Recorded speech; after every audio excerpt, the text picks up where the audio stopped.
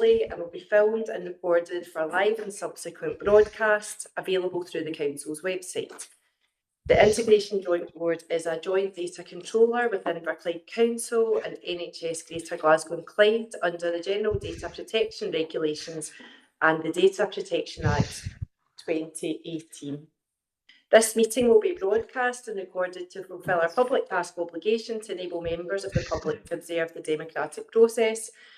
Data collected during this remote meeting will be retained in accordance with Council published policies available through the Council's website. Members of the Integration Joint Board are reminded that they should follow the IJB's established meeting protocol, including around the use of the chat facility, and that comments made in the chat facility are visible to all participants in the meeting, which may include members of the public who have also received invites to the meeting. Is there somebody who maybe needs to mute? There's maybe somebody joining online who we would appreciate making sure everybody's mute unless you're speaking. Okay, thanks very much, thank you.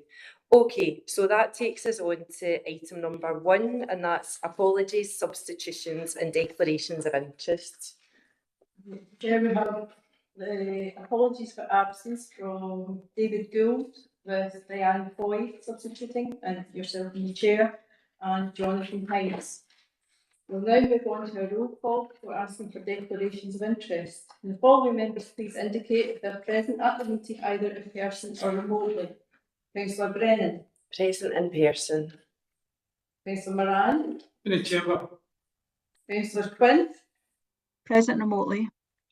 Councillor Reynolds. Present remotely. Dr Metcalf. Present in person. Mr Giovanni D'Alessio. Present in person. Dr Ryan. Leanne Foy. Present remotely. Kate Rocks. Present in the chamber. Craig Given. Present in the chamber. Dr McDonald. Present in the chamber. Laura Moore. Present in the chamber. Dr Chris Jones.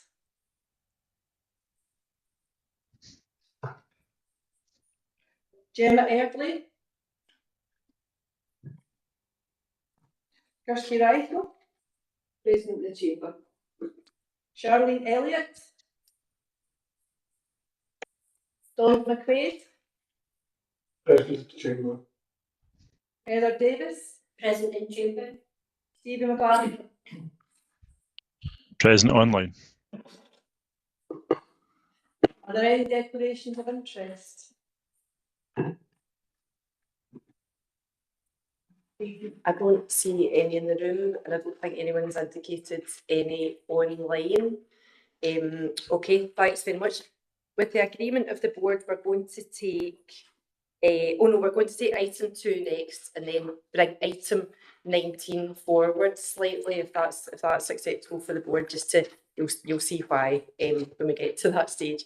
So item number 2 is the minute of the meeting of the IJB of 23rd of June 2025, which I'm sure you'll all have had a chance to read through, and it's just to note any matters arising relating to it, if you've got any that you want to bring forward to the meeting today.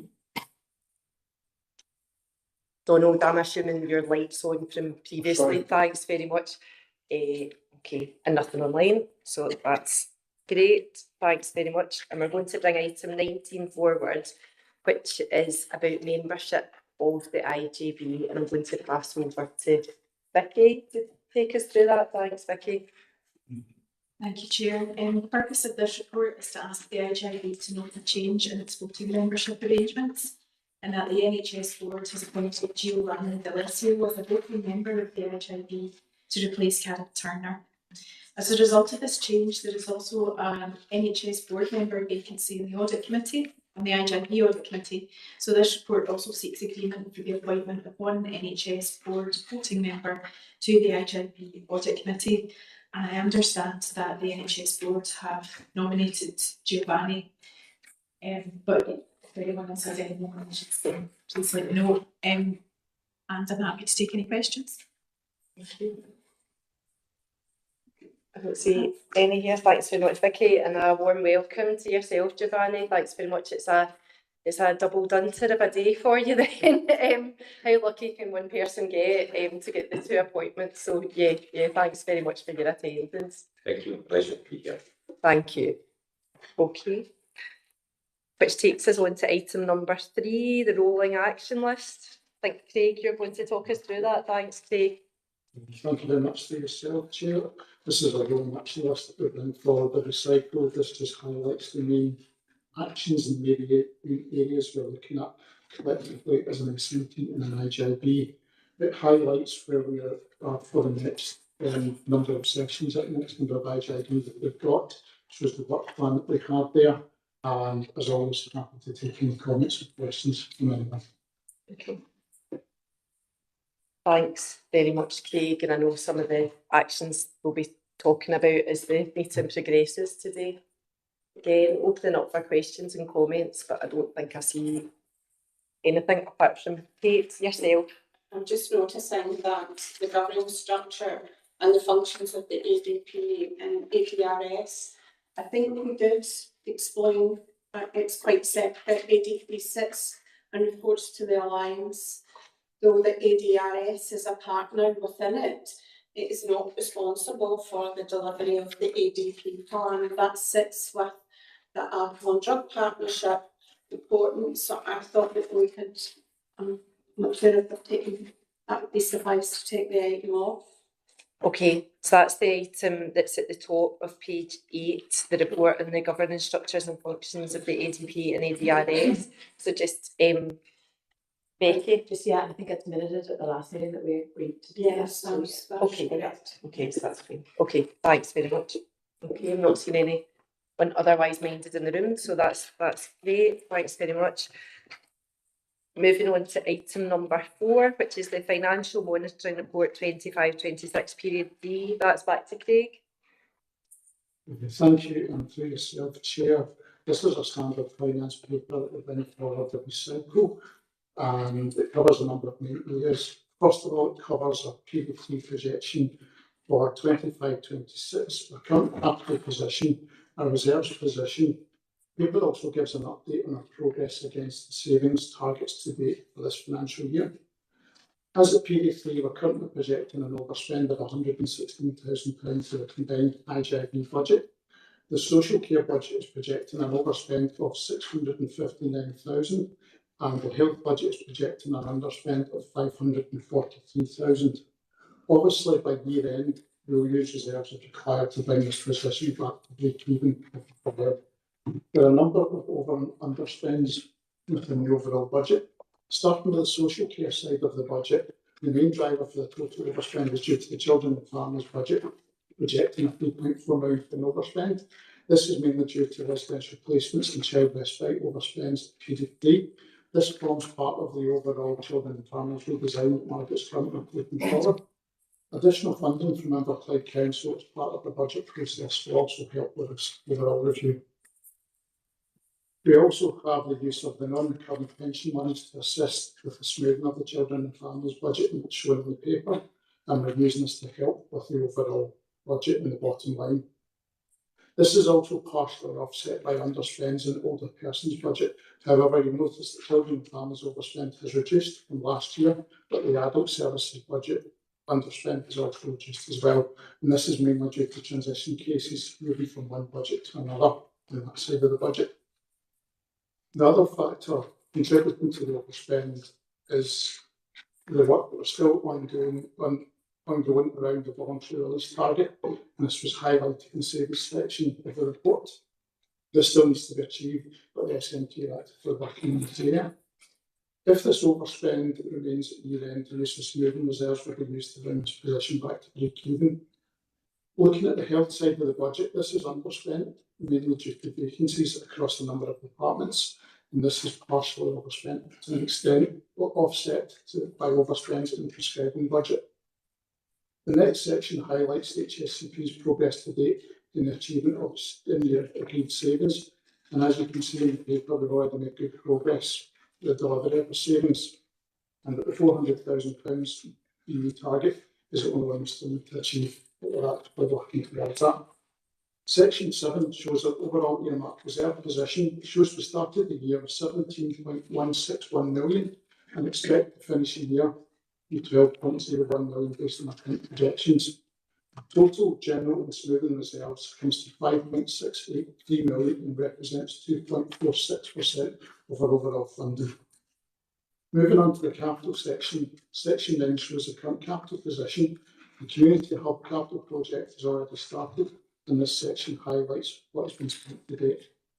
As is always, it's a quite an intense programme, there's a lot in it, but as always, happy to take any comments or questions anyone might have.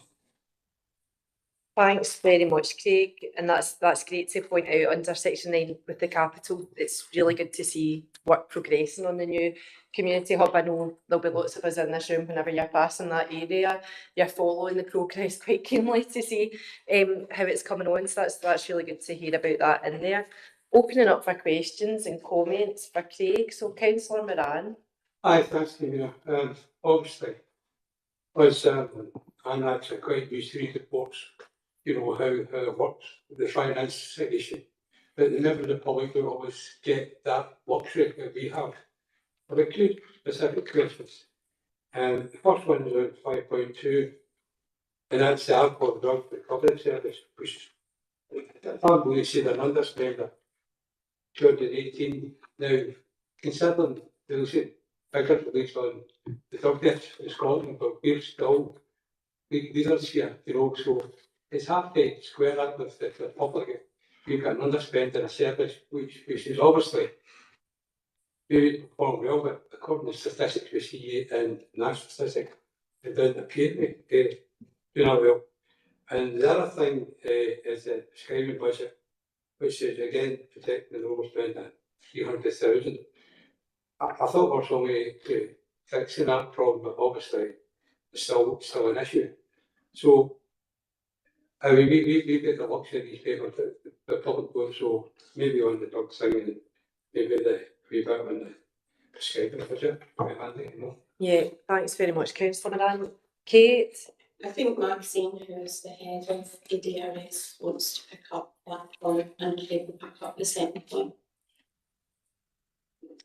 Yeah, I understand your correlation between those two things there. There is definitely some challenges in terms of recruitment. The recruitment into posts is where that underspend sits. It's entirely across the staffing budget.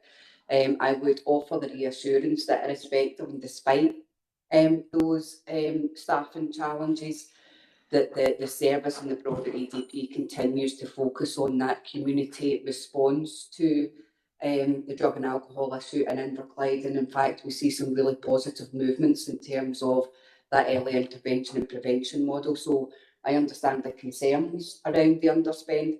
It's entirely related to sort of staff turnover, and we're working hard to make sure that we keep that that moving forward.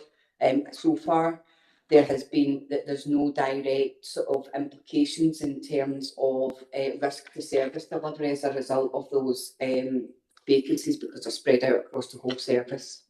Okay, thanks, Maxine. Craig? Yes, happy to come around the prescribing one. The prescribing is currently showing up £300,000 overspend at the moment projection. The IJB should remember as well that as part of the budget setting process, we're actually putting an additional £1 million into that budget. So in comparison to last year, I have seen that position get better overall. There is also a savings programme against that particular budget as well, which at this moment in time, we're seeing some of the savings come through, but we expect to see the savings come through the latter part of this year as well. I know that myself and the director have spoken about this in the past as well, so we expect to see that position improve as we move during the year. Hector, do you want to add anything to that? So that you're leading?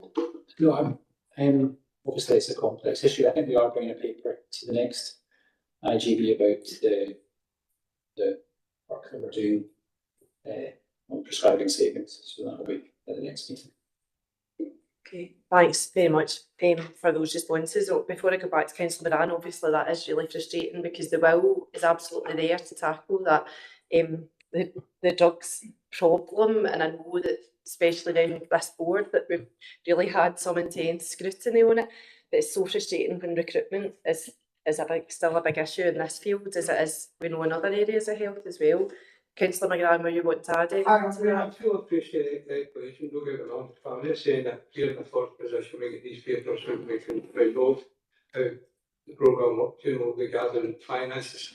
The people out in the street don't have that luxury, and they just see a figure and they'll ask you a question on it.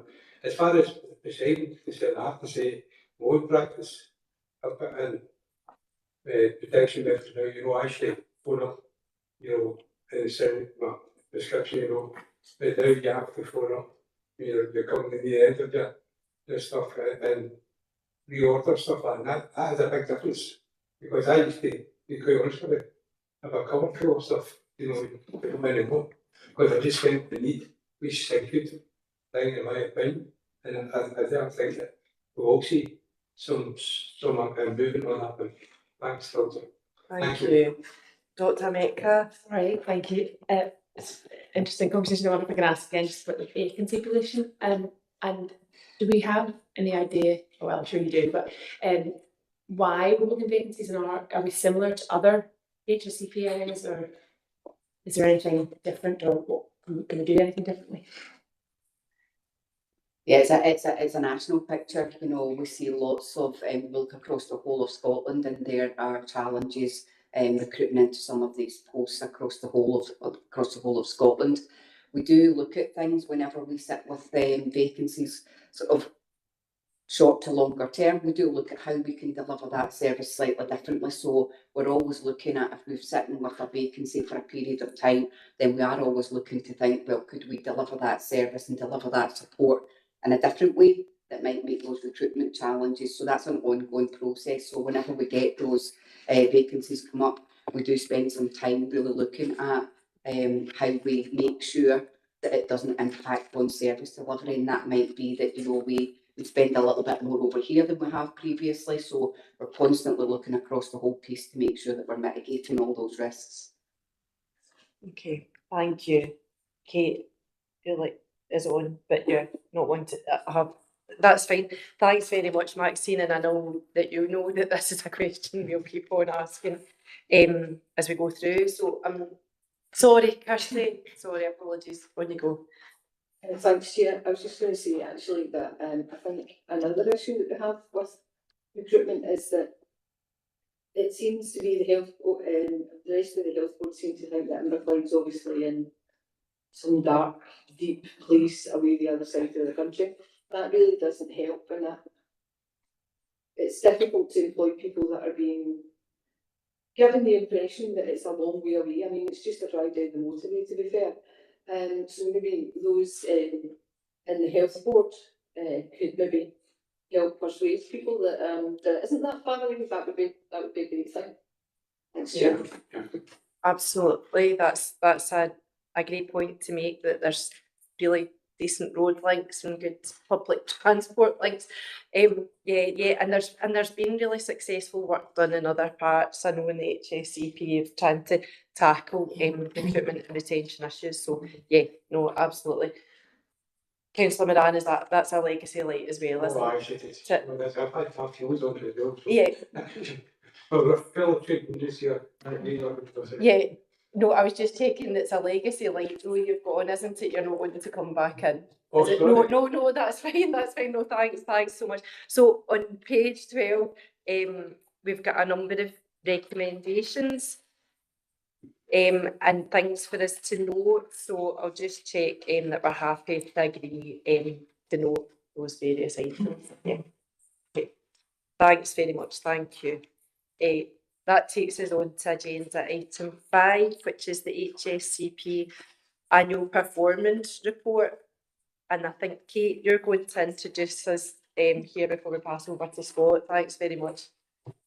So I would just like to introduce our first annual performance report against our strategic plan, where we were much leaner in ensuring that we would measure against our priorities that we develop with our communities and our staff group and our third sector. So it is a partnership plan. So Scott's going to take us through the highlights, looking at the areas that we've done well and the areas of improvement, and then we'll open it up. But we're working on the premise that everyone has read the partnership plan to begin. Thanks very much, Kate. Scott? Okay, thank you very much. Yeah, thanks, Kate. So yes, we're asking the Integration Joint Board for on a couple of things. I want to note the annual performance report that was submitted to the Scottish Government to maintain our publication requirements that have to be published by the end of July every single year. So we published a draft at this point. We're asking IGP to approve the final version of the report in order to get that published within approved deadlines. We're also asking for that version to be able to be submitted to Scottish Government as a final version as well. Okay, so yes, so as Kate said, this is the 9th annual performance report that the Health and Social Care Partnership has produced, but it is the first in line with our new strategic partnership plan. So as such, we've really focused the report in detail on how we progressed against our four strategic priorities. So I've kind of like to reflect on the approach how we put together this annual performance report. We believe it's a much more collaborative approach we've taken with our colleagues across the piece. So when we established our new strategic plan last year, we did establish 4 working groups, 4 priority working groups. We were really focused on ensuring that we would be developing effectively the actions that we set out in the strategic partnership plan. So those groups are multidisciplinary groups with colleagues from right across the partnership and with our partners in the third and independent sector as well, with attendance. And we have a conversation identifying what progress we've made. So building on from that, we've been able to build a really solid picture of how we have performed and how we're progressing against our strategic plan over the past year. So that really gives us a much more aligned view in terms of how we're actually progressing with our strategic partnership plan. How we've also focused the plan this year as well in terms of difference from previous years. We feel actually gives much more of the Inverclyde story. We've really focused on what are we doing in Inverclyde to help improve the health and well-being of people locally. So part of that, what we've done is we've looked at what are our obligations to report is looking at our national outcomes and the national indicators that we need to report against. Previously, they would have been more forward-facing within our annual performance report, but in order to focus on our priorities at hand, the Inverclyde story, we pushed that to the back and really focused on our 4 strategic priorities and what we've done to achieve those over the past year. So just in terms of the structure of the report, so in terms of that overview, so the section 1 really looks at what is the legislative structure behind the partnership and our strategic overview as well. So this is what we're wanting to achieve through our strategic partnership plan. We've also given some context in terms of the Inverclyde story, in terms of looking at what the challenges that Inverclyde is facing, what's our local demographics looking like. And within that first section, we've also provided an update on our locality approaches and how we're engaging with our local communities. As again, through our partnership plan, is that partnership plan and our communities are the most important partners. So we really highlighted within that how are we working with our local communities, hearing their voice in order to influence and drive forward our strategic plan and our performance. Section 2 has a brief update on how we've reported against performance. So as I highlighted, in terms of statutory obligations, we have to report against the national integration indicators, which are derived from the national health and wellbeing outcomes. We also have the ministry strategic group indicators we report against. We have our local government benchmarking framework indicators we report against as well. We'll be including those at the end of the report, and we have our series of dashboards for how we report against those. And there is a clear narrative that we have improved in quite a lot of places, including our delayed discharges and our response to support people get out of hospital to earlier, getting out of hospital earlier. There are areas for improvement there as well. What we've also highlighted, we've included highlights from our strategic outcomes framework. So I'll be providing that and updating that to the board in a little bit as well. But that's also seeded through our annual performance report. And that, again, that really aims to tell us sort of how the actions we've undertaken over the past year has impacted and improved the well-being and overall well-being of people within Inverclyde. In terms of section 3, so that's our largest section within it, that really shows our improvement journey. So that shows the examples against each of our strategic priorities from how we've actually progressed our strategic plan and progressed our actions throughout the past year. So provides a number of positive examples of how our services have driven forward our strategic plan, but also how we've worked in close partnership with a local partner in our communities. We started talking with Dublin sector colleagues as well, in terms of driving forward all of those strategic priorities as well. Finally, our final section is our finance and best values, so it provides an overview of our performance in terms of how we perform financially over the 23-24 period, and also provided a reflection on our national inspections that took place over the past year as well. So that's overall the structure of the report. In terms of the next steps, there are some minor amendments that we have to make to the report in terms of some feedback we've got from some other governments groups. So they'll be made, they're very, very minor. And with Hydrate's approval, we'll to publish the full report on our website as soon as possible following approval, and get that in the report to the Scottish Government on this document. I'm happy to take any questions on that. Thanks so much, Scott. Just to check a sort of procedural question first, the amendments are so minor that they wouldn't, substantially change typos, things like that. Yeah, one bit of feedback in one of our frameworks at the past that we had pulled that information from a specific date, but it's been updated, so it's just to get the most up-to-date information in it. Right. And it's an additional sentence here or there. Okay, so it's not that people will be agreeing to anything today that is going to change in any significant way. Okay, no, that's fine. So there's obviously, huge amount of work in there, and a huge amount of work that's been done, like significant, really big pieces of work, significant redesigns, different things being done differently.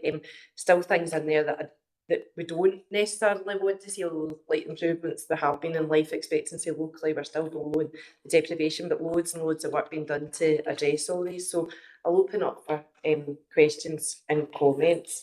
I see Councillor Moran.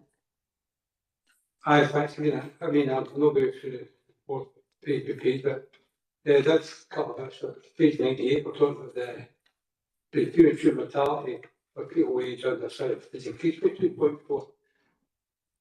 It's increased by 2.4 premature, right? Now, is that right? Have we drilled down to find the reason why it's increased? Is it just an actual thing, or is there maybe a reason for that? No. So, all the things that we haven't looked at that, and we can take that forward. These are national published demographic stats, but we can certainly look into that in line with the strategic assessment that was presented a few weeks ago. Yeah, because we were talking about historically because of the engineering background I come from, we did have a lot of deaths because of premature, because of the industry work done. The other thing too would be the 2.8 increase in energy emissions compared to the previous year. And again, this is higher than Scottish average. Is there any particular reason for that either? So we've done a bit of work around that, looking at some of the analysis, and we do find people that frequently attend in Inverclyde's probably significant, probably in double numbers and more. So we are doing a bit of work to look at to see if we could do things differently and work alongside with our acute colleagues, because we believe that perhaps people are missing from primary care health services because of the time that they turn up. They turn up at 7 o'clock to 2 o'clock. That seems to be the average. So we're hoping to do a bit more work about that, and we're looking at whether we can have different models for delivery. But it is an issue for us and an issue that we're well aware of.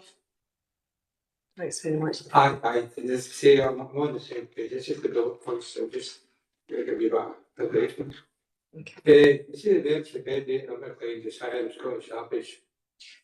By 2024-25, there's been a decrease rate of 5.4. So how does that equate for still high or we'll see a decrease? That's right. Read this wrong. No, we did a bit of work around our delayed discharges. So when our delayed discharges are going down, and we're probably one of the best in Scotland, though we don't do that league table in Scotland apparently, but we are one of the stronger ones in the NHS and GDC. We've seen a correlation of our bed days lost going down associated with that because of the improvements in our daily discharge time sales. Thanks very much. Thank you. Thank you. Diane? Thanks, Chair. It was just a question, it's on page 83 in relation to looked after children. I can see that 72% of looked after children remain in Inverclyde. I had attended our previous meeting where the increase in foster care allowance had been increased. I wondered if there was a kind of idea of what sort of figure we might be looking at, if the kind of expected improvements in that were to take place. So if I can come in, I'm going to say we want to see 100% of our children remaining in Inverclyde, but we know that's not realistic. But we are looking at probably a 10% improvement in that area over the next 2 years. And to be honest with you, and I think that's probably achievable. There will always be children that we struggle to find a placement because of the complexity of their own needs, but we'll be hoping to go there, and our plan and our fostering campaign is about to get launched in the next few months. And we're just for feedback, for point of interest for the IGB, our foster carers, and one of the issues, and Margaret's highlighted it before, is the retention. Our retention strategy, because we were losing foster carers, is that the foster carers have responded very positively and seen the value that the IGB has given through the approval of the increased rate to the tasks that they undertake, and have been able to make different choices about how they support the children and give more time to children in terms of any second employment that they have. Though foster care is not an employment issue, but it's more around a carer. But we've seen very positive feedback from that. Thanks very much. Thank you. Thanks, Diane. Councillor Reynolds. Councillor Reynolds, you're on mute just now. Thank you, Chair. Just a couple of comments, not questions. First of all, on page 49, under births and deaths, can I ask, it says 2023 NRS reported a decrease in the local birth rate in Inverclyde, rising to 7.9. Should that be falling? It's 49. Yes, so that's what we get. Say that, yes, that is correct. So that's just a multiple. Yeah, I think before the final publication.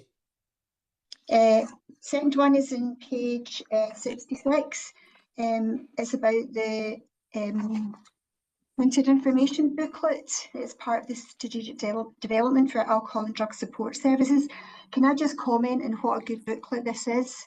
Loads of information, it's clear, and it says it's been delivered door to door, etc, etc. Can I just add, for information for the board, there's been enough in each of the community pharmacies for each, which has gone directly to each methadone patient, and extra for their patient and their families and carers if they want them as well.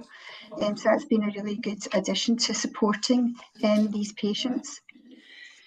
My last comment is in page 76 about prevention in schools. Again, we all know there's really good work being done in education in schools, substance use, etc. Notes there in the 6 local secondary schools. Again, the board might be interested in knowing that vaping education is going to be extended to primary 5 to 7 as well. Thanks, Chair. No, thanks very much, Councillor Reynolds, because I appreciate you raising that, and I know that you raised it also at the Education Communities Committee, which was really helpful to sort of clarify that. But the question in the middle, I think, was to check that the information booklet, that there were going to be sufficient numbers of copies going into community pharmacies. I think Maxine's going to give us a response on that. I'm probably just going to say yes, there will be enough. If there's a need, wherever there's a need for those leaflets, then we will make sure that they are there. They're already as part of the, so a lot of this is around the early intervention and prevention work that we're doing. So they're already going around relevant sort of community support groups, etc. But if you want some reassurance around that, then yes, we will make sure that those are readily available. Thanks very much, Maxine, thank you.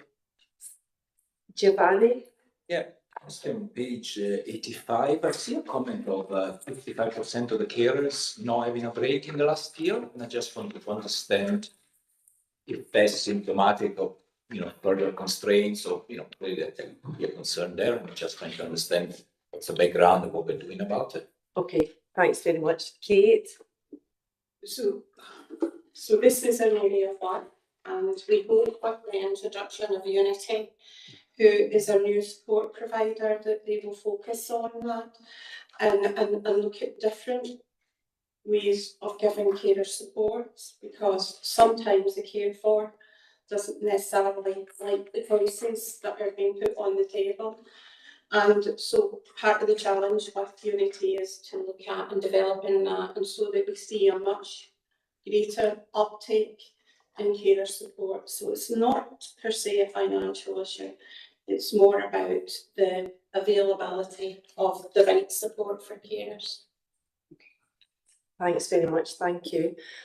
I think certainly from the report, what I'm feeling is that we really do get that context of the Inverclyde story, as you said, Scott, but it certainly feels like a year in which there's been, as I said, really big pieces of work, like the work that Maxie's been doing in the Housing Options Homelessness Advice Service, the integrated front door work that we heard about at the development day, and then things that might seem small but have a really big impact, like the home from home, and then going on to bigger things like the signs of safety and healing. So I think it feels like a year in which, there's been huge big pushes forward.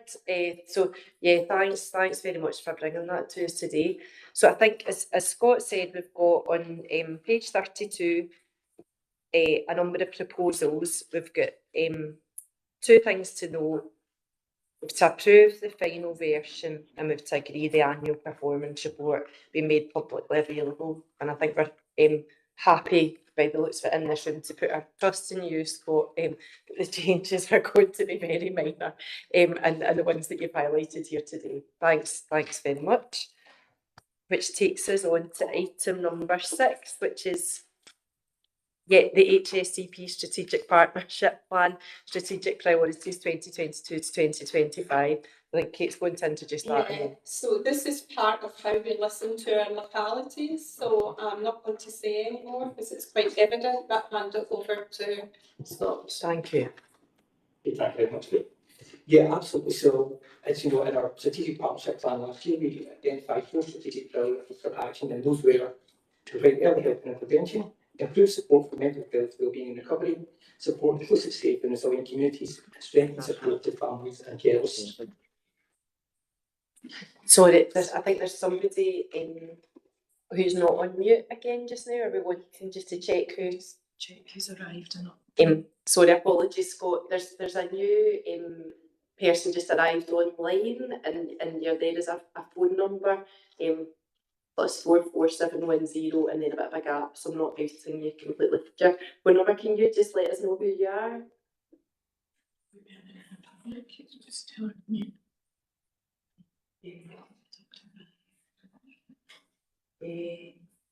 Oh, you've left the call. Thanks very much. Okay. Thanks very much. I put a few gremlins today in our online participation. So yeah, apologies, Scott. On you go. That's okay. So yes, we had our original 4 strategic priorities within our strategic partnership plan last year, and they were developed in consultation with our communities and stakeholders.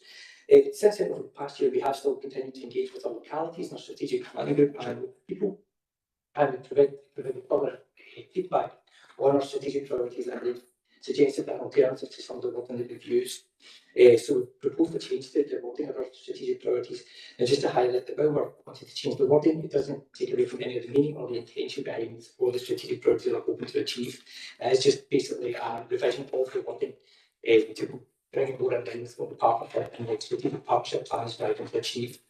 So in particular, we said the word intervention was unpopular among localities, suggesting that the HSCP's approach is more intervening in people's lives as opposed to that approach of collaboration and working with people is that we really want to achieve.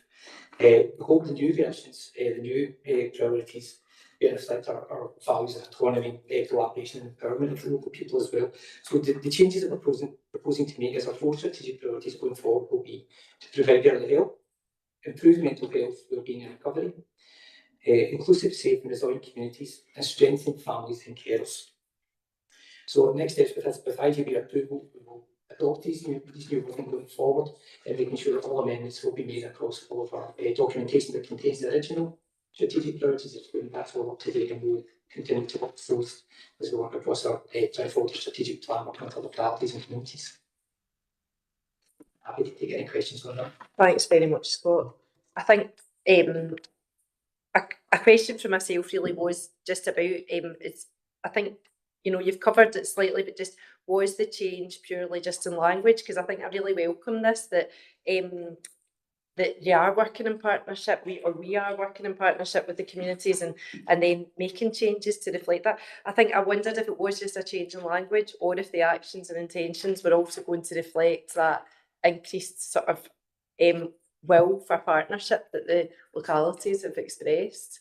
So are the actions going to be updated to reflect? Not that the actions would be updated, but I suppose I was just thinking the communities have obviously said they've got this wish for the change in language, but that will hopefully run through as a thread in everything that's happening. Or did you feel the actions were already reflective of that? Yeah, I think the actions and the intention behind the original wording was that was the meaning and that was the approach we wanted to get forward. I think it was just that feedback, so it was really just that revision of the wording, because we felt the ethos and the approach we were trying to do across in the original priorities did reflect that. So this is just a case of just confirming the words or the wording to make sure that's more reflective of what we want to achieve. Okay, yeah, that does. Thanks very much, Scott. Dr. Metcalf. Thank you. I just want to say I really like this. I think not just the change in the wording, but also the fact that you are engaging with communities and taking that on board and making the changes, because I think quite often organisations can say they're engaging and not necessarily acting on it. So I just think it's really good. Yeah. So thanks very much, Dr. Metcalf. Okay. Sorry, Giovanni.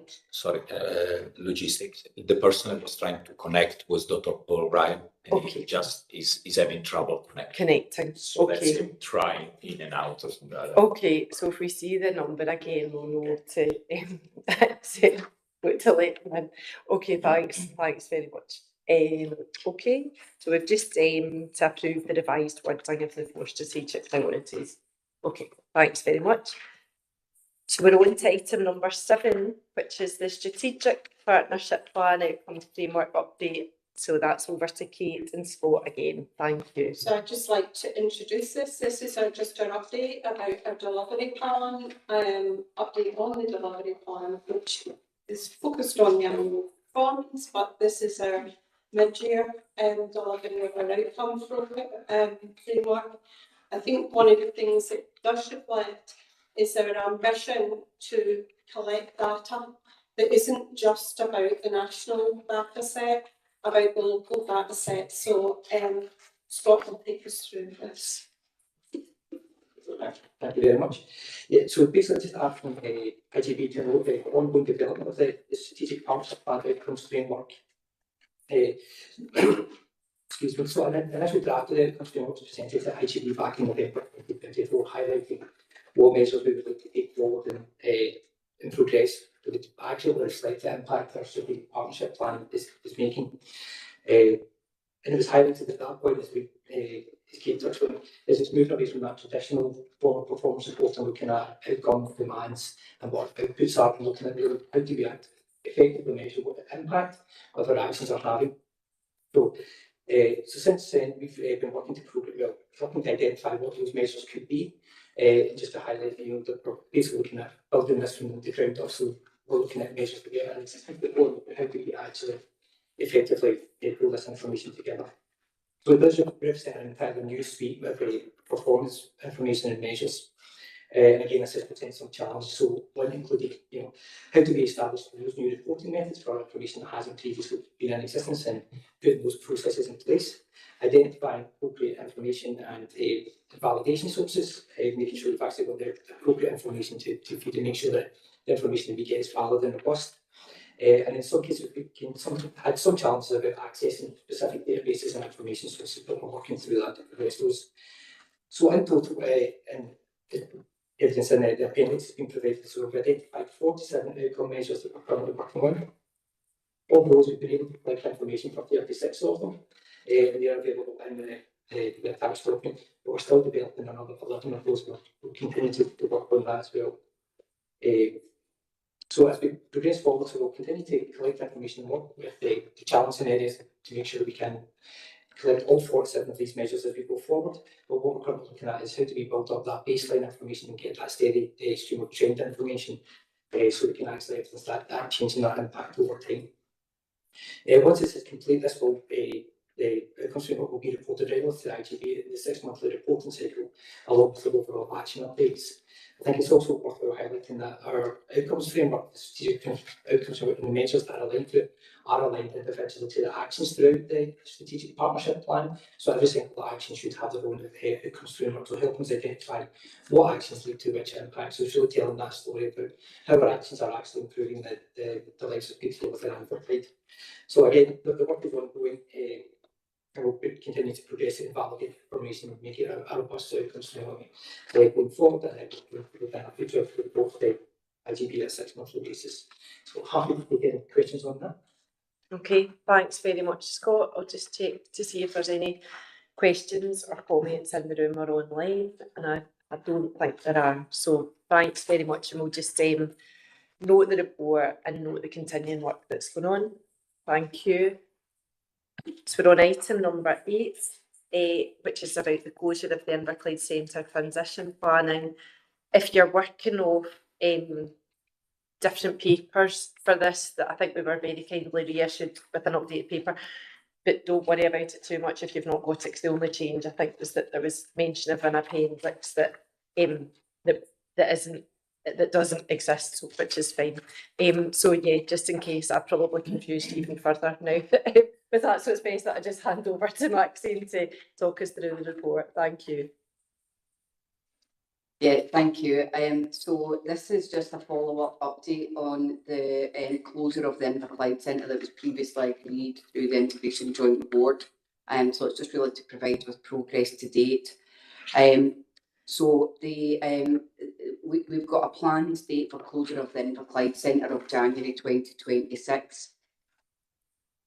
So just to give you a little bit of background around that, we know that the Inverclyde Centre has previously provided emergency accommodation for people experiencing homelessness.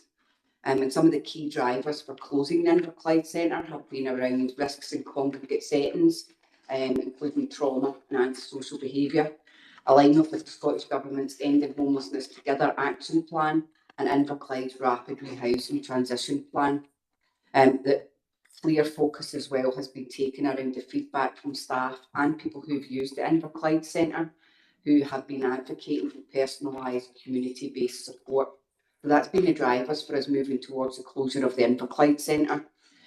To provide an update, we have undertaken robust staff consultation between December 24 and May 25 that concluded with a new staffing structure and delivery model, although the details of an out-of-hours service remained outstanding. So I would update the IGB today that since the last reporting period, work has concluded that Glasgow City Council will provide the out-of-hours response service on behalf of the Housing Options and Advice Service as part of the broader standby service they already operate on behalf of the HSCP. The transition plan has had a key focus on staffing restructure, office relocation, policy updates, performance monitoring and governance. And the overarching programme board continues to oversee progress, risk management and communication plans. You'll notice that an EQIA was undertaken and they highlighted some positive impacts in terms of safer, trauma-informed and dignified support provided in people's own homes, with greater opportunity for people to be settled in their own homes with less disruption. Some of the challenges around this work may be transitional disruption and short-term capacity pressures, but the mitigations for those are the multi-agency coordination that is currently ongoing, and robust staff support. So in terms of the next steps, there is a formal communications due to go out further to approval from the board today. HR processes will be taken forward, and the restructure in terms of the staffing restructure, and that will take place between now and December 25.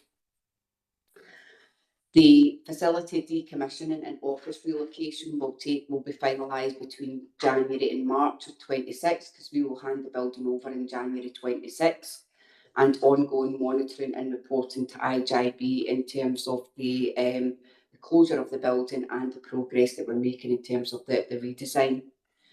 So really for the IJB, we're asking you to note the closure timeline, endorse the ongoing transition works, support the governance continued through the programme board, and agree on the progress reporting arrangements. Happy to take any questions. Okay, thanks very much, Maxine.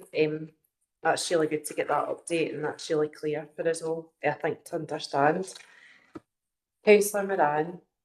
I thank the opportunity to thank Maxine and the staff for the fantastic job that we're doing over Kate and I and her directors have visited it. We know the hard work that they're going to do every day, the Kenya and night things. So I'm quite glad to see this, I've followed when I can't get that place that I can remember on the way to my paying that when the insurance goes to better.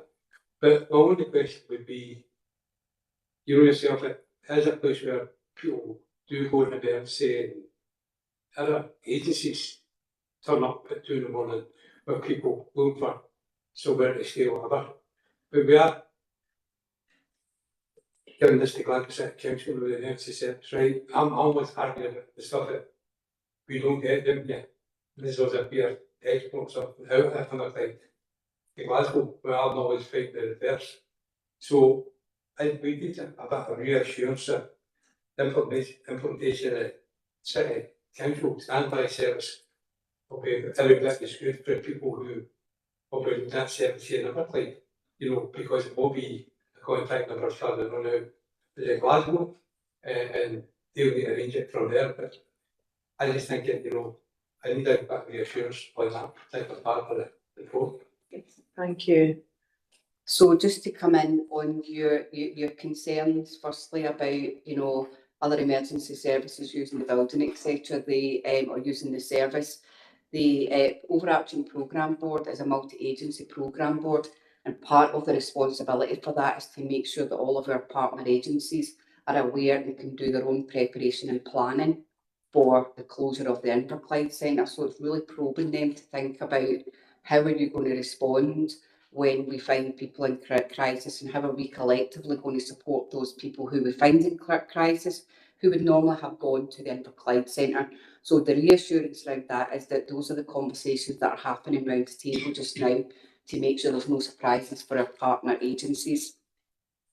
Around you're looking for reassurance around the standby model, we're commissioning Glasgow City to do that, so we will be developing our own operating policy in terms of our expectations. So we will design that around the needs of Inverclyde. It's not about tagging on to something else that already exists for Glasgow. It's about us designing what we need in Inverclyde, and Glasgow will deliver that on our behalf. Thank you. So Maxine was off at the time the meeting was set up with Glasgow City Council. So our model looks quite different from theirs in that we will have availability for people every night for places that people can go. That is probably a luxury for Glasgow City Council at this moment in time, quite frankly.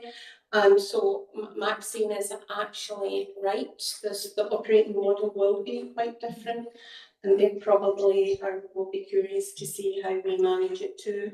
But there is dedicated resource that's going to get put into standby for Inverclyde. So it's not a matter of just an add-on.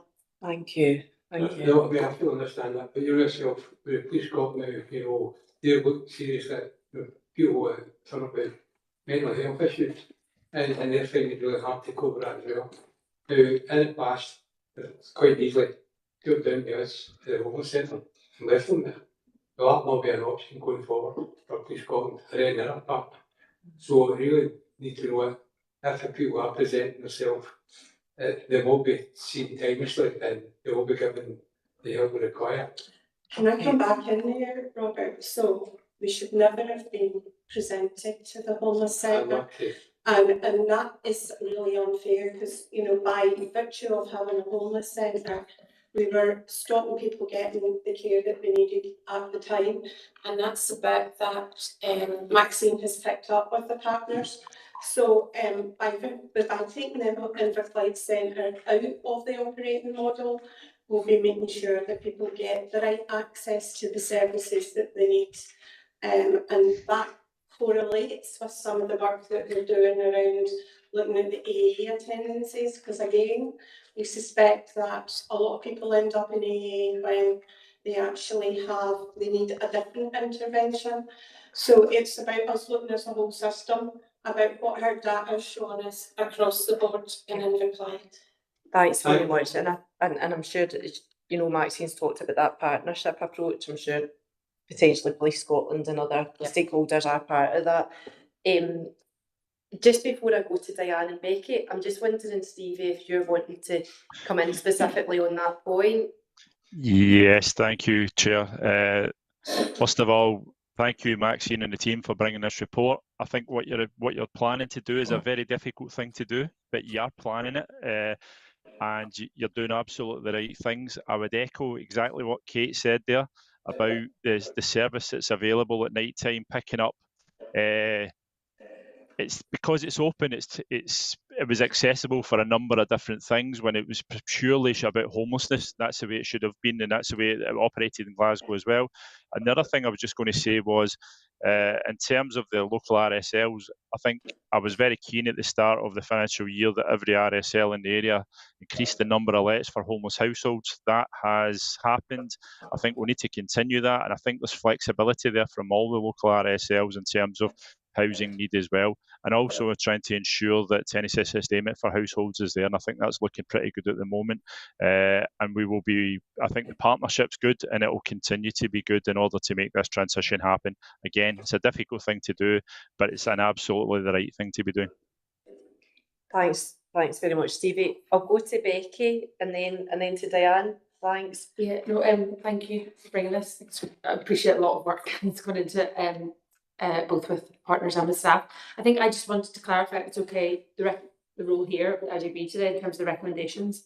So 2.1 and 2.3, fine. I think so to endorse the comprehensive decommissioning and transition plan. We haven't seen that. I don't think, which I think it'll have lots of assurances that there's a programme board in place and that's okay, but it's just to sort of clarify that we're endorsing there is the plan and that we've kind of a high level in this paper rather than that we've seen the plan. And then I just want to check 2.4 in terms of the reporting back to the IJB on the implementation. Are we going to get, and is the plan to do a brief update at every IJB in the next 6 months so that it's moving at pace, or are we going to see it in 4 months, or what's the plan? Yeah, so we noted earlier about the appendix that was taken out. The transition plan was in there, but it held too much detail, to be honest with you, and I didn't think it was going to be useful for the board really to, so apologies on my behalf, there was a plan in, but there was just far too much detail for the board really. So yes, you're endorsing a high level transition plan. That's that basically we're delivering on your behalf in terms of taking that forward through that programme board.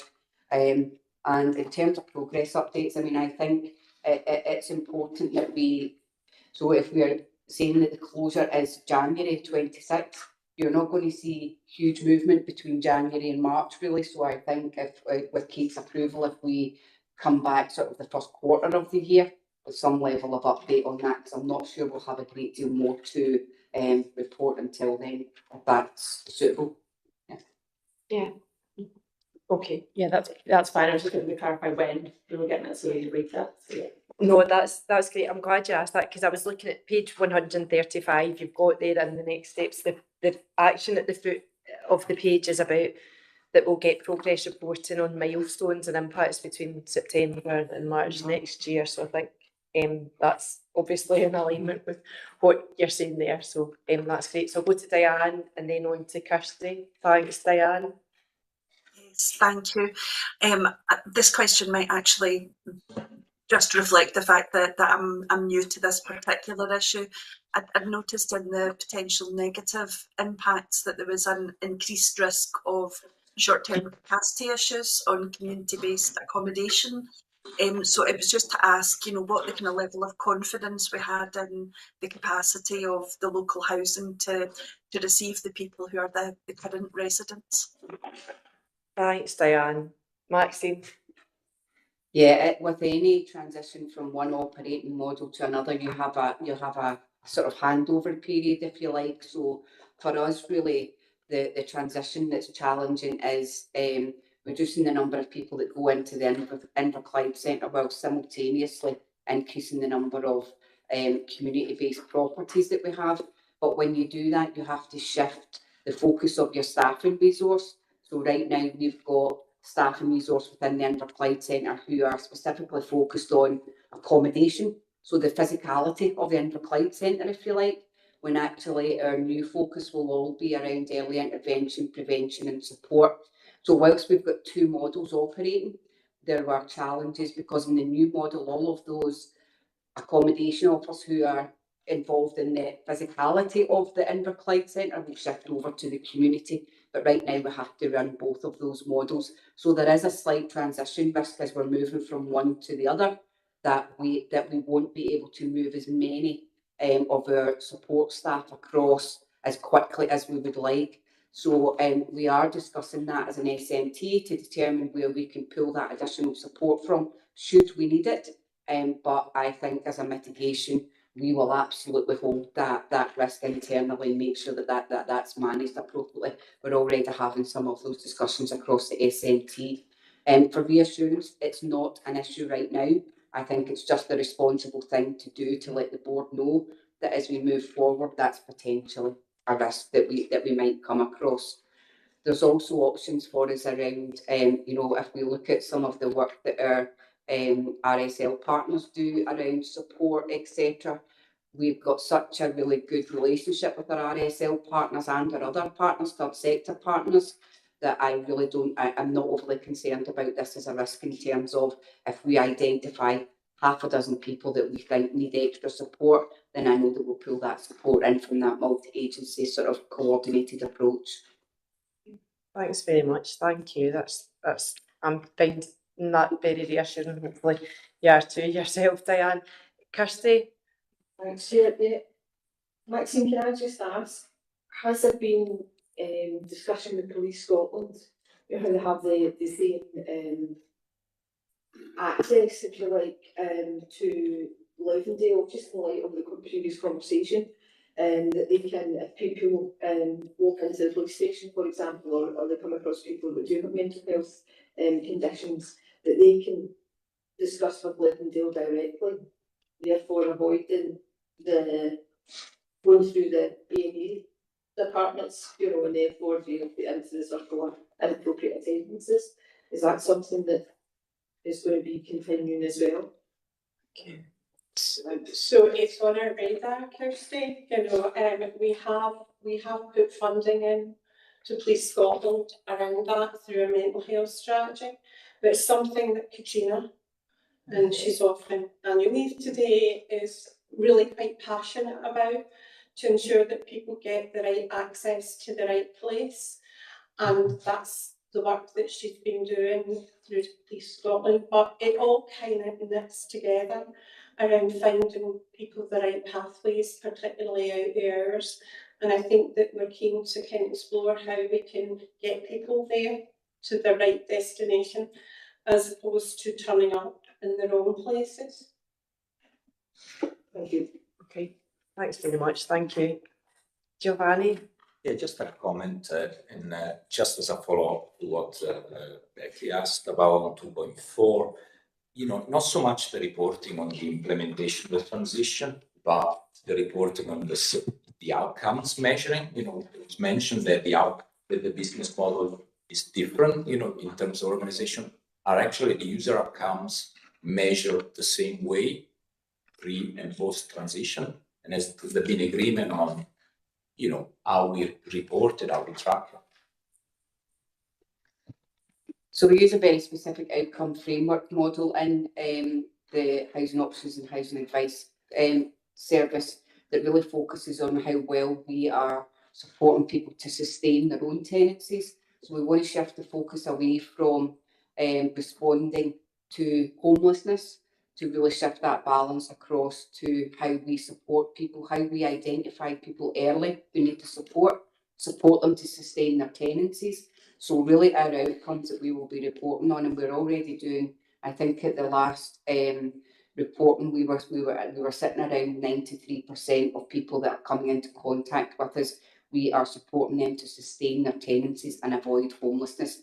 So we're already got that culture within the workforce around, wrapping ourselves around people to do that early intervention work and stepping away at the right time as well, letting people be independent and moving forward with that. So yeah, some of those outcomes that you'll see coming through the board in the next sort of 6 to 12 months will really be about how well are we supporting people to stop them coming into the homeless pathway, and how well are we and supporting people to sustain their tenancies. And we need to do that in a much more holistic way, which we can do in the community, which we can't do in the Inverclyde Centre just now.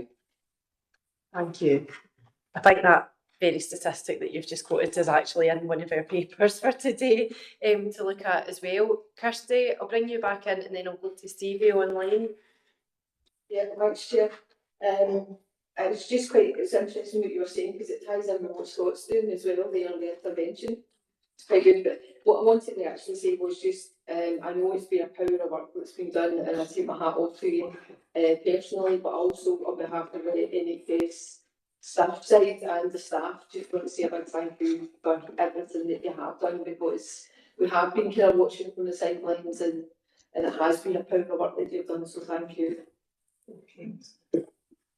Thank you very much. It's a massive team effort around this. Collectively the whole team have just really engaged well with this. So, but I'll share your appreciation with them. Thank you. Thanks very much. Stevie? Yes, thank you, Chair. It's just to follow on about the outcomes there. In addition to it being monitored here and being monitored by the HSCP, it's also looked at by the Scottish Housing Regulator. Every housing association has to report on the number of lets they make to homeless households and about tenancy sustainment for homeless households as well. So it's a crucial indicator for the Scottish Housing Regulator as well. I just thought I'd make that clear that everybody's been that those performance measures are looked at regularly. Thanks very much, Stevie. And with that, I don't see any more hands up or lights on in the room. So I think if we can agree the recommendations on page 133, that's great. Thank you very much. That takes us on to item number 9, which is the IJB Directions Annual Report. I'm handing over to Vicky for this. Thank you. Thank you, Chair. So the purpose of this report is to present the IJB meeting the 5th annual report, a summary of the use of directions by the IJB. As detailed in the report, the IJB approved the revised directions policy and procedure in September 2020. The IJB Audit Committee, as part of its terms of reference, has a remit to maintain an overview of progress with the implementation of directions and to escalate any key delivery issues to the IJB. The IJB Audit Committee has so far been presented with regular and update reports. Paragraph 5 of the report sets out a summary detail of the directions issued over the year, and a copy of the directions log is attached in Appendix 1. Completed and superseded directions from previous financial years have been removed from the log. As stated at paragraph 8.4, this report provides only a summary of the directions issued, rather than providing comment on them.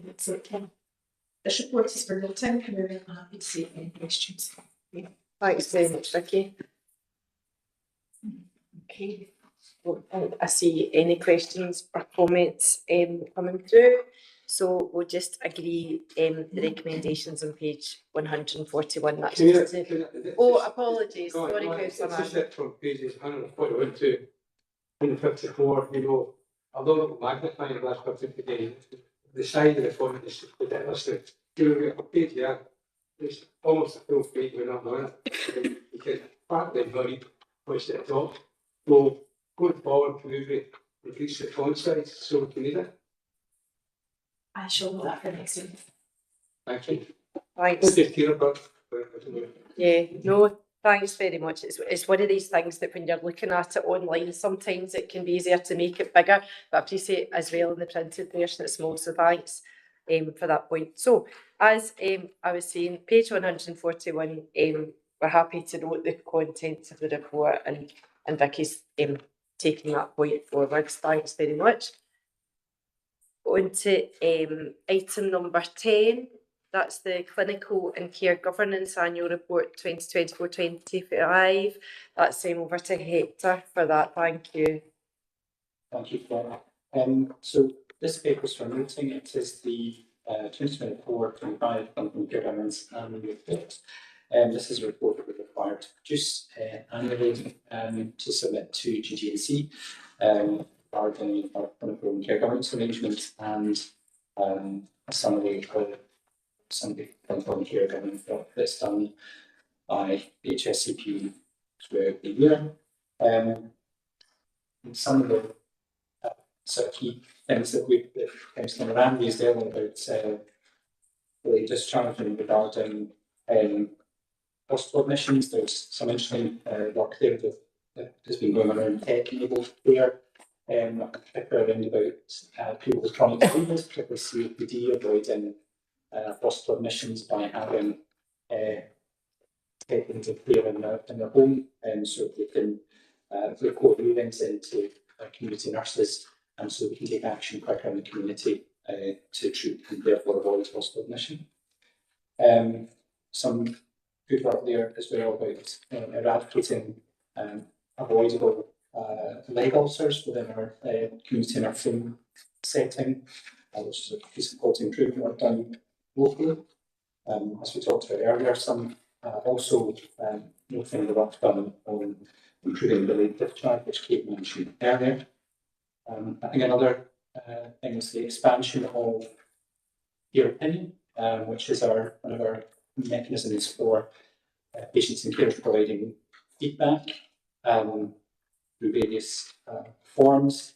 Now, care opinion we talked about before, but it allows people to give perhaps more holistic responses to their care, which are fed back to the teams caring for them, and allow real patient stories of the good and the bad. Like here, there are some examples there of patient stories at the end of the report. So I'm happy to take any questions. I would say that it's a collaborative report, so some areas I may have to ask my colleagues to respond on. Yeah, thanks very much, Dr. MacDonald. And yeah, as you say, there were points made by Councillor Moran earlier, like about the pharmacy service and the medicine waste, as well as the delayed discharge. So no, that's really good to see that evidence in there. Thanks very much. Diane? Yes, thank you. And I would reflect all of the positive work that is detailed there. But something that had kind of caught my eye in relation to the care inspectorate inspection of the young people's services, and I also acknowledge that all areas for improvement that had been identified had been completed and improvement action taken, but I just couldn't help but be struck by the number of sections that are deemed to have been adequate. And given the care inspectorate 6-point system of assessment, the adequate is strengths just outweigh weaknesses. I just kind of wondered whether there was continued work towards hopefully improving some of those gradings across the fostering and adoption side of things in particular. Thanks very much, Diane. That's certainly an area that's been discussed at length at potentially other, committees. So I think Margaret's going to give some background to that. Thanks, Margaret. Absolutely, and thank you, Chair. You're absolutely right. It's been discussed extensively at other committees and through a weekly SMT at varying points. And I suppose just to get to the point that the service has been on an extensive improvement journey that's tracked, monitored, to make sure that we're responding to the Care Inspectorate's requirements and recommendations. And we are well underway with that. We are clear, we've met requirements, we've met recommendations, and the points we have exceeded, because you're absolutely right. We want to be better than adequate. We aim for good and better. We aim for excellence, in fact. So that's a journey. It takes time. It doesn't happen overnight. But that journey is well underway. We anticipate the Inspectorate will probably be back either at the end of this year or early next year. So hopefully we'll have the opportunity to come back again and highlight some of the really positive progress. And you've heard earlier on about the investment in family-based care, the investment in fostering and the support to really enhance all of that for our children and also for our carers. So a huge amount of work done in that area, but I'll leave it at that because I could talk at length. I won't, you'll be glad to hear. Thanks, Margaret. Kate? I just thought it might be helpful, Diane, to set context. So this is a new inspection model that came out of the pandemic, and obviously the impact of the pandemic on all of our services within Inverclyde and how we tried to respond. We didn't just see our fostering services go down, we've seen some of our services go down, and that's not any dissimilar to national services. So we've worked with the Care Inspectorate to look at how do we make things better, and I think Margaret's accurate. So no one was as disappointed as the staff, because prior to this they were sitting at a 5, 4/5. So there was always a really good strength-based or performance-based. But I just thought that would be helpful, because this inspection is nearly a year old, so it's captured within this report because it's a retrospective report. Thanks very much. And also, I suppose it's slightly related, is that you also had the inspection separate to this of the 3 young people's centres too, that were really, really positive as well. Thanks, Diane. Dr. Metcalf. Thank you, and thank you for the report. I just wanted to ask a bit about the SARs actually, and see we've highlighted the. Sorry, turn that off. We've highlighted the themes for the actions. I was just wondering, have we managed to complete the actions from the SARs? So, and we have to come back on that. I think at the time of the report completion, yes, but I think there are some outstanding at the moment. Yeah. We're not sure what times you're referring to kind of now, or? Oh yeah, it was just meant through the SAR, the actions that came out of them. Have we managed to complete them? Just, you know, a kind of, if we haven't, are there any barriers to completing them, or have they all been? I may have to come back to that one. Thank you. Kate, okay, fine. Because I look at them and we've completed all of them by one. Okay. Thanks very much, Hector and Kate. Okay. Yeah, so I don't see any more comments or questions, so we've just got our recommendations on page 155. Yeah, just that I think we're really just noting them. Thanks very much. Okay. No, that's fine. I think we're just going to open the door to let somebody in. It is very warm. It is very warm in here. I appreciate it can get noisy when the door's open, but no, that's great. And thanks to the lighting and fade support team from earlier as well. It was a great double act that took that on board. So thanks very much for that. So okay, agenda item number 11, which is NHS Greater Glasgow and Clyde Primary Care Strategy Implementation. And let me just check who I'm handing to for that. It's Alan. Thanks very much. Thank you, Chair. Actually, going to pass over. Very grateful for our colleague Fraser McJennet, the Director of Primary Care, who's going to take us through the Primary Care Strategy 2024 to 29. So pass on to Fraser. Thank you. Thanks, Fraser. Great, thank you, Alan. Can I just check, can colleagues hear me? Yes. Yes, brilliant. So firstly, thank you very much for having me along today. I'm conscious of your time, so I'll keep it fairly brief. But by background, as Alan said, I'm the Director of Primary Care and GP Out of Hours Service in GGC and started in post in March this year. In terms of background to the strategy, as you may well be aware, this was a strategy for all of primary care in GGC that was launched in April 24 after extensive consultation. And as part of that, the GGC board asked for annual updates on the strategy progress, the first of which we provided in April this year. In terms of the strategy ambitions themselves, as you would expect, they are stretching and high level, and we continue to work towards them. So ambitions include developing a sustainable, staffed and skilled workforce, a step change in data and digital technology, integrated care and leadership, enabling patients to have an improved understanding of available services, and in turn enabling patients to access right services at right times, with the focus on strength in prevention and early intervention. In terms of the ambitions of the strategy, they're in keeping with the National's Scottish Government's Health and Social Care Service Renewal Framework, which covers the period 25 to 2035, as well as the board's Emergent Transforming Together programme that I'm sure the IJB is well cited on. It is, however, in the context of the March 25 Audit Scotland report into general medical services that identified increasing demand and complexity on general practitioners and practices in amongst a very difficult financial environment, including real terms reductions nationally.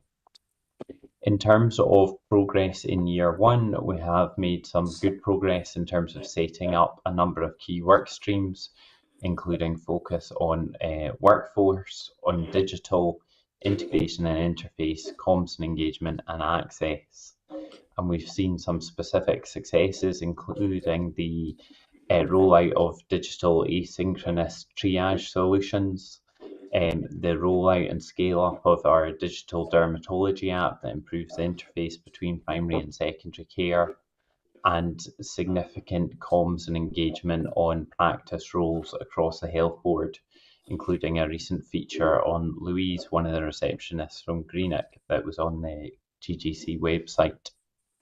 There's also been some challenges in terms of there's been significant changes within our own team.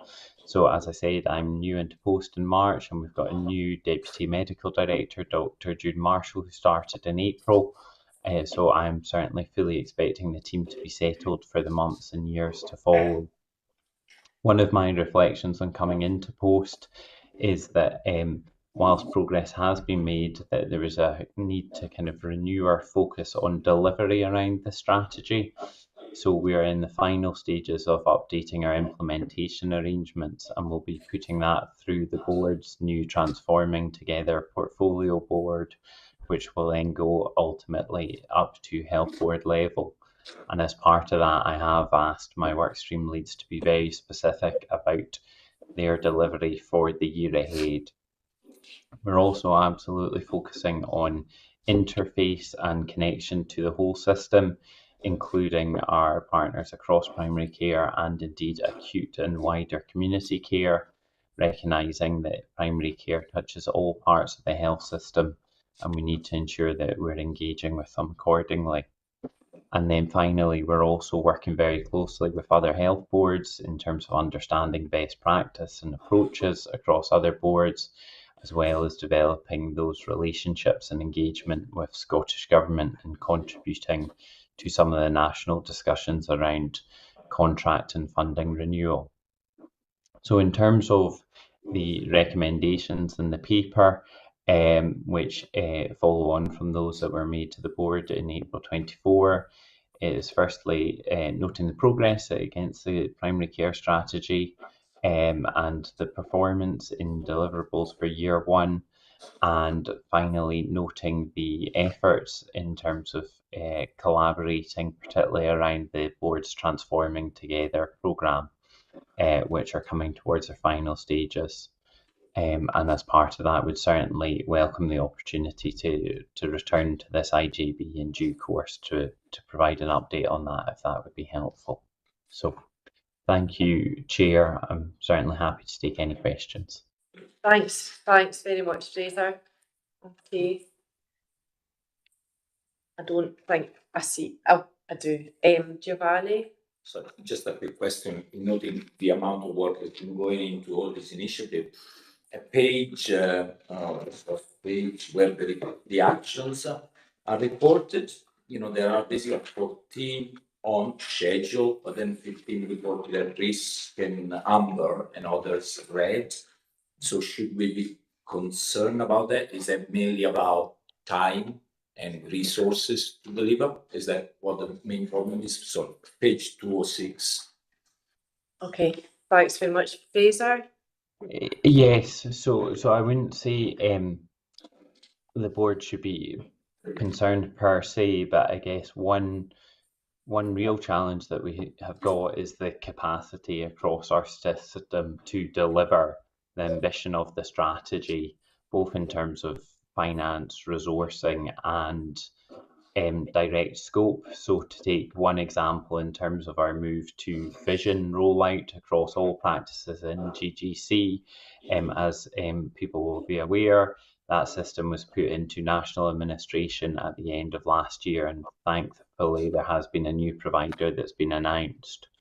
So over the course of the summer, taking the member's point, we have reviewed and are reviewing our implementation arrangements, so we are more specific about exactly what we intend to deliver and put refreshed implementations or arrangements around that. So all of the work streams will be setting themselves realistic goals for the year ahead and will then be held to account on that basis, rather than, I think at the outset we were perhaps a little bit too ambitious and to an extent setting ourselves up to fail around that.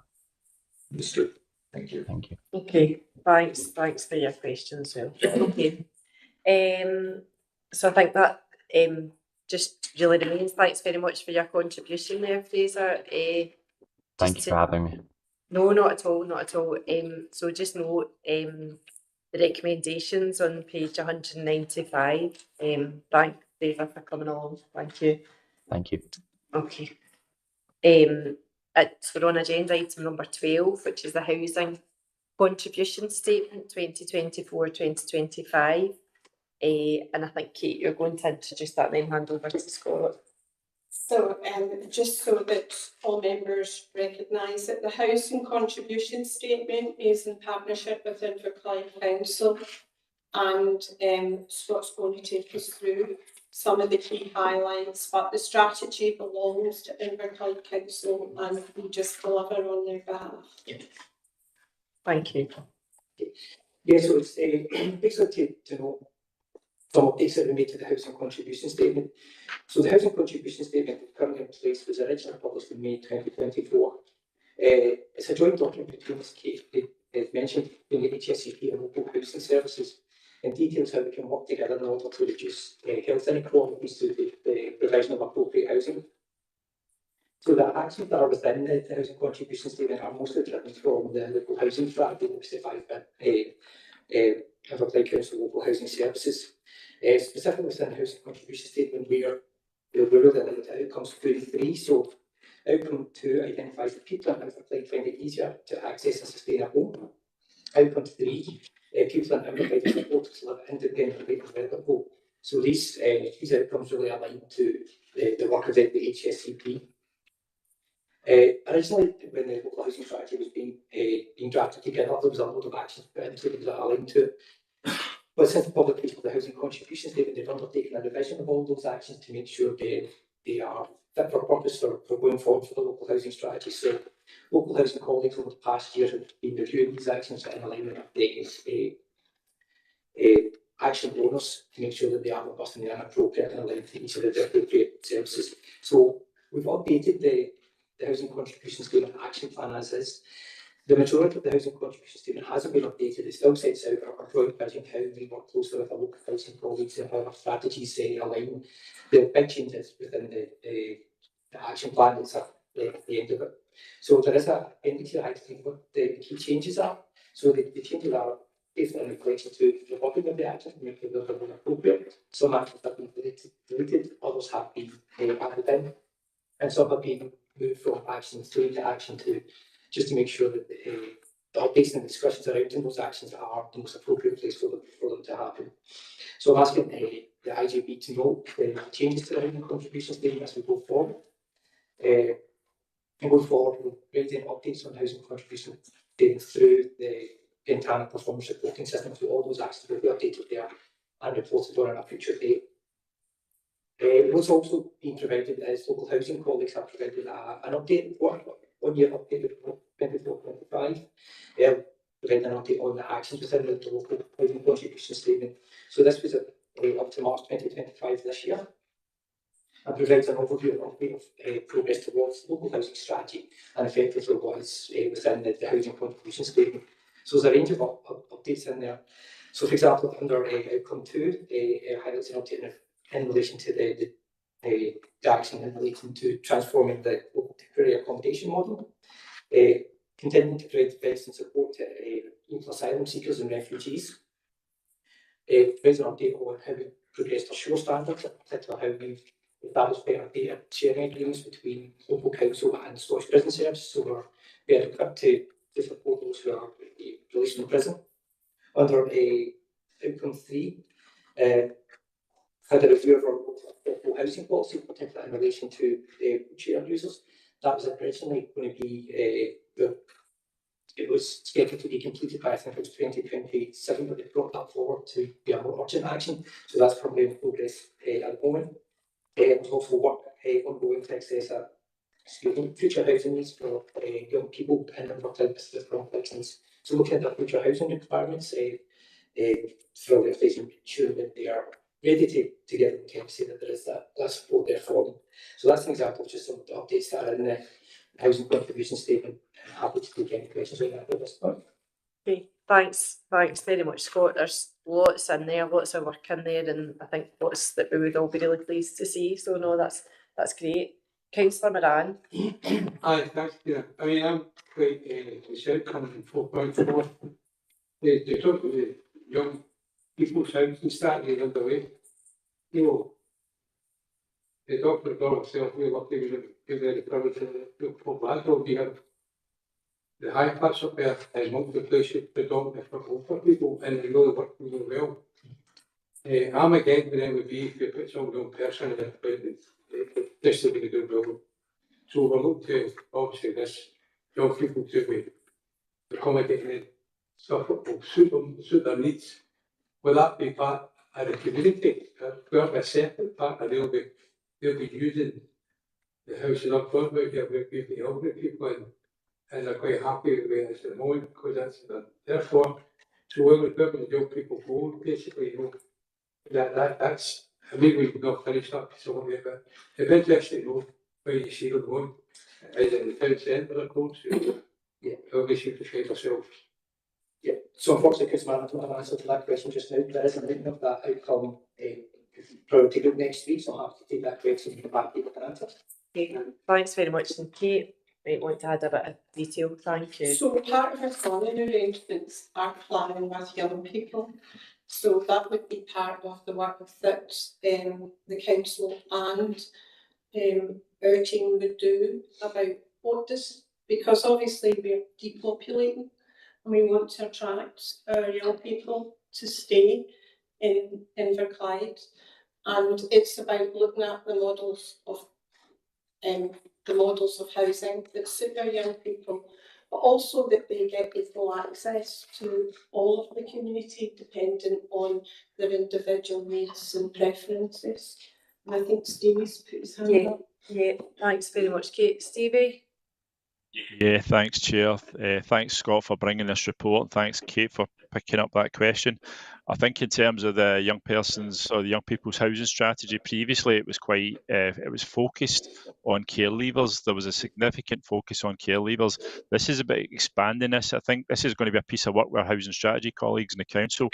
Just as Kate said, it's about depopulation. It's not about looking for individual houses for people. It's about looking at the future. What do people want? What's their aspirations? And trying to see what we can do. And as they're learning from other local authorities as well, all of the local RSLs will be involved in that piece of work as well.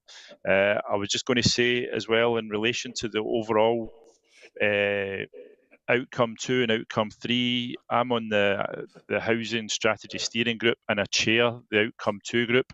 I think one of my only concerns, and Scott, probably you're aware of this anyway, is so much work and activity going in this place. It's making sure that this is all captured, and we do verbal updates to the meetings, trying to make sure we get a written updates and templates put in time to make sure that we're covering absolutely everything, because there's huge amounts of work ongoing. I'm reasonably pleased the way that both of these meetings are going, outcome 2 and outcome 3, and I just want to make sure that IGB are assured that the work that's going on is the right work, and also the things that are in this plan are things that we should be doing anyway, but they're captured within the housing strategy as well.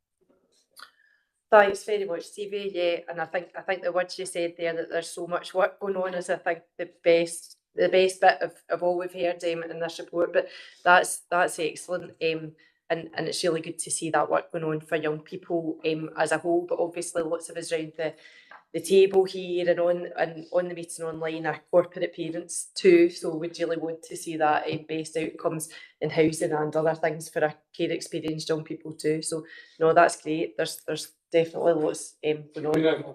Oh, you want to come back in? Sorry, Councillor. The 3.13 that review the armed forces covenant confirmed the existing measure landlords.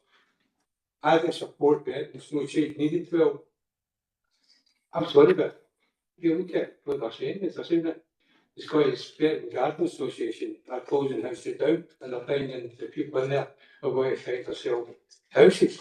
Now, that's a fuel area, and there will be people leaving the service. So, if it's the policy adequate, how adequate is it? Because they're closing down these houses and Stafford Road and all the rest of it, and the people are going to look over their shoulder where they're going to end up. Yeah, no, that's a good point, Councillor Moran. I'll bring Kate in, and then I think Stevie's got his hand up again, so go to Kate first. So we'll take that point back to the council, because it's actually the council that are responsible for the strategy here, Robert, as opposed to the HSCP. So I'll bring that back as a point. Thank you. Stevie? Yeah, just in terms of the Armed Forces Covenant, RCH are bronze members of the Armed Forces Covenant. There's a number of veterans that work for this organisation, including myself, so we're quite keen to ensure that the actions that we take are the right ones, and that our policies reflect that. Okay.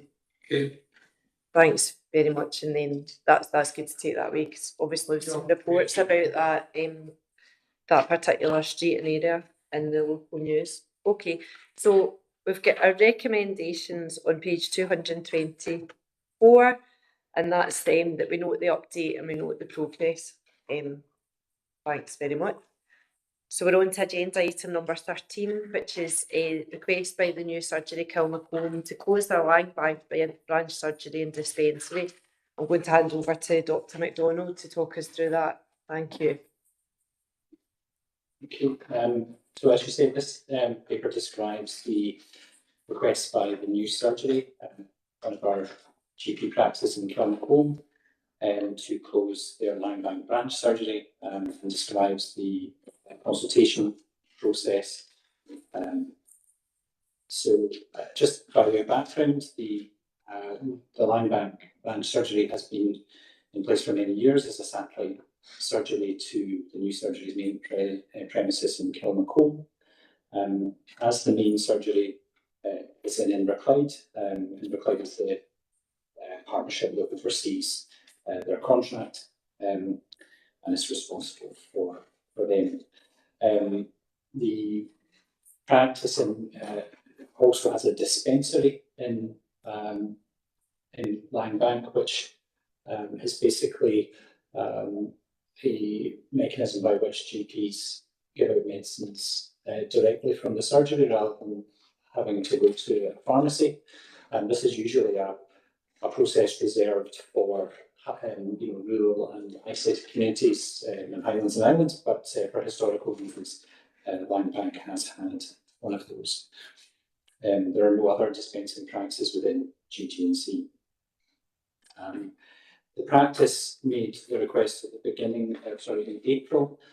This was after a period of making a request to GG&C and ourselves in October of 2024 to reduce hours due to staffing pressures. And then in April of this year, they made a formal request to close the branch surgery, both ourselves and GG&C. As I mentioned earlier, Land Bank receives, patients of Land Bank currently receive all GP services from Inverclyde HSC-based practices via the Land Bank branch surgery and also via the practices in Glasgow Health Centre. And there are currently no Renfrewshire-based GP practices that cover the Land Bank postcode area. There is a process in place within GG&C for applications for closure of branch surgeries. This process required a 3-month consultation period with patients and stakeholders. The practice itself is responsible for consulting with patients and the HSCP with other stakeholders. Initially, QI was carried out near the beginning of the process, and this was updated as the process continued. The request from the practice to close the surgery is outlined in the attached report, but also effectively driven by sustainability concerns, operational efficiencies, and the strain to the practice of maintaining 2 sites. The practice identified that being allowed to close would increase the appointment capacity at the main site and shorten waiting times for patients. There are 3 attached documents, which the first outlines the summary of patient feedback received by the practice. Then there's also a report of the stakeholder consultation, and there's a 3rd paper which discusses the previous 2 papers and outlines potential mitigations for the closure. Healthcare Improvement Scotland became involved earlier in the process and provided advice to us on the process, and also made recommendations throughout the process how we could improve the consultation, and we followed their advice throughout. Summarising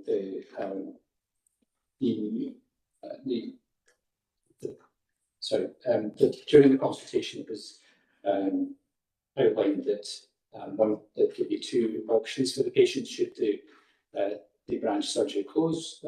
The option that the practice have outlined as their favoured one would be that they would continue to care for the patients within Land Bank, but using their main surgery within Kilmacope. But the other option for patients would be to change practice to one of the Glasgow Health Centre practices, which also cover and serve patients within Land Bank at the present time. The consultation showed that 74 314 respondents did say that they would take up that offer to move, and a small number of others said that they would wait and see how things progress before making that decision.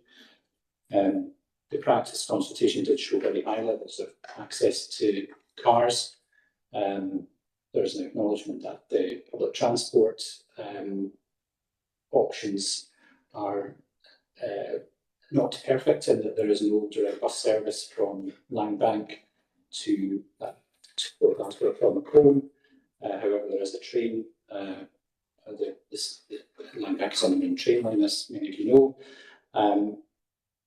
In terms of other services, the practice suggested that as another mitigation, we'd have to put in place increased home visiting capacity, which they've agreed to do.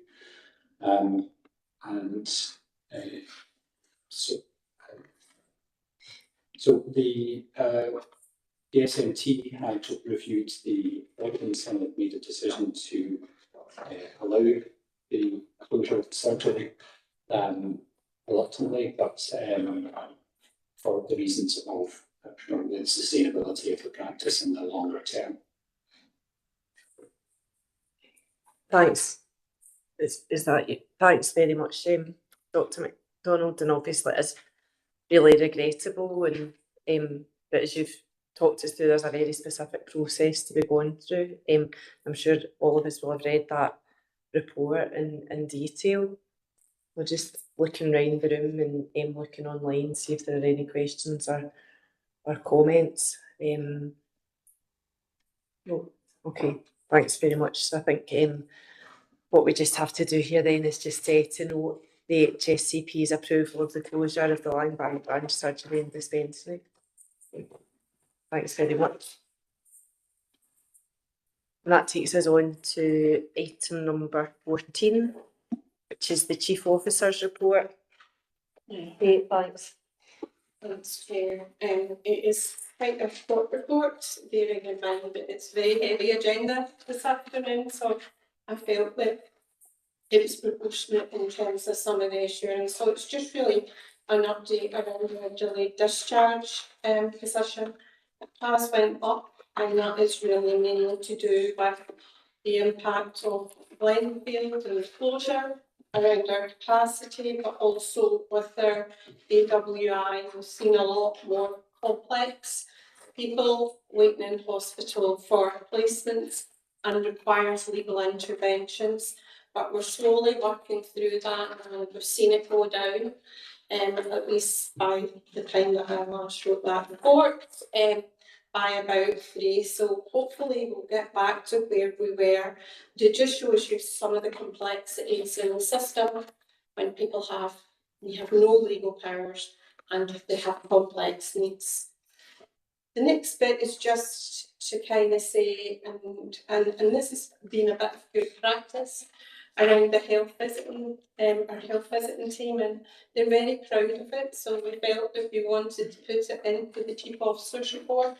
But it's in its 4th year in terms of the social media platform, and considering that was a workforce that developed this wasn't any direction from anyone. You know, they came and thought this would make things better. And you can see the level of impact that it has, 10,000 to 20,000 views and likes. And if you think of it, actually, if you think about the interface that you have, health visitors have with new mums and vulnerability, I'm delighted to see that that is still something that is growing and that's valued within Inverclyde, because there's a danger with these initiatives that there's no sustainability, but that doesn't seem to be the case with our health visitors. And laterally, it's grow your own, or grow our own. Okay, so we know that the IGB about 18 months ago agreed a strategy, particularly around the difficulties around recruitment and retention for social workers. And it explains it all. So we didn't think that we'd be in this position to have so many of our staff going through. We believe by growing our own, we're more likely to keep people in Inverclyde, and that in itself is really important for Inverclyde sustainability, despite some of the recruitment challenges that had been highlighted earlier on. And also the report tells you a wee bit about how we're doing it around our peer mentoring, dedicated learning support and structured study time.